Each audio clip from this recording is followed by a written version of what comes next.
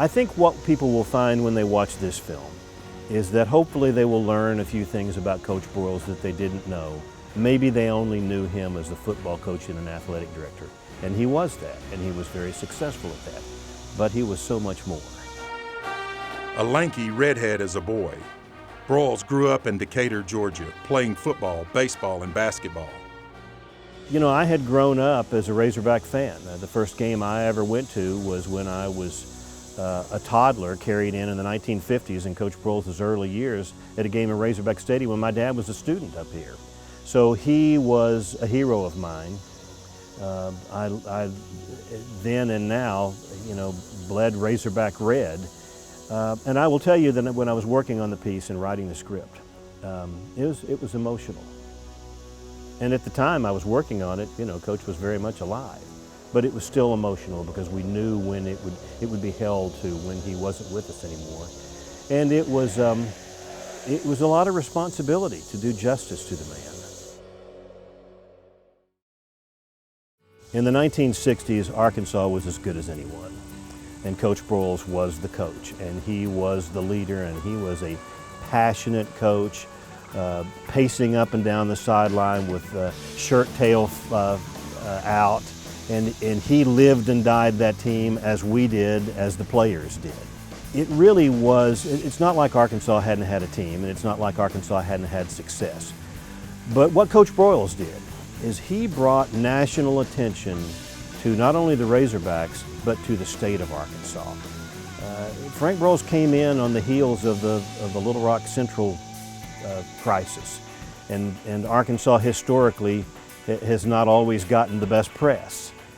But what Coach Broyles did is that he brought a passion to the state and to that team that projected us to the national limelight for all of the right reasons. And what Coach Broyles told me when I interviewed him a number of years ago is that what Arkansans saw was that if the Razorbacks can do it, then we can do it. It made us feel good about who we are as Arkansans.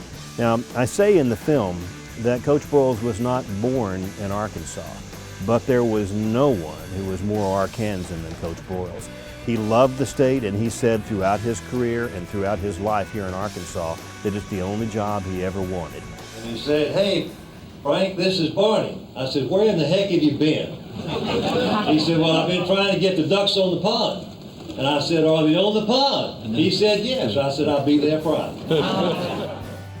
Well, I grew up a Razorback fan, and there was never a time in my life when I was not a Razorback fan. And I was just a kid, you know, when Arkansas was going through the glory days. And when we lost the big shootout in 1969, my parents had to take me out and buy me ice cream because they worried about me. I was so despondent. But when I came to college and majored in broadcast journalism in the 1970s, one of the things I did as a young student journalist was cover the Razorbacks.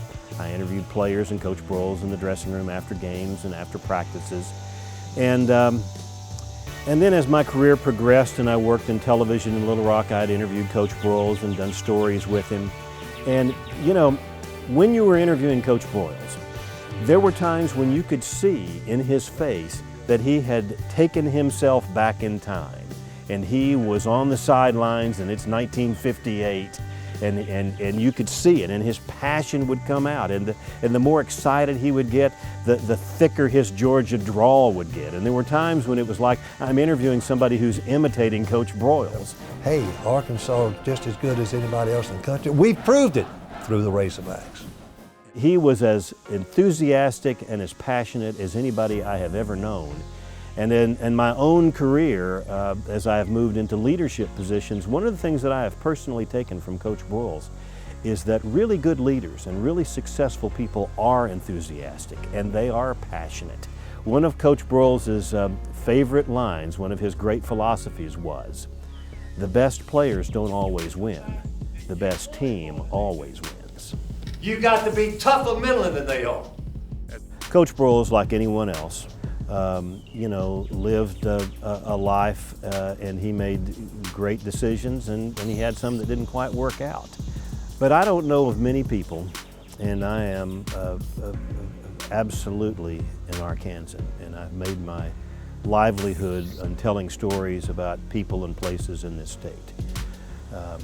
You really got to stretch to find someone who was more impactful in his life to the state of Arkansas than Frank Broyles. It's been a Razorback miracle that I've witnessed, and the fans of Arkansas deserve all the credit. They're the ones that made everything happen. Thank you very much. You never know, but you know, it would be nice if the stories that we told on the little production that we've done, you know, has some life, especially long down through time when people really don't know who he is or who he was and how important he was. It's easy sometimes for us to forget about those who paved the way for us.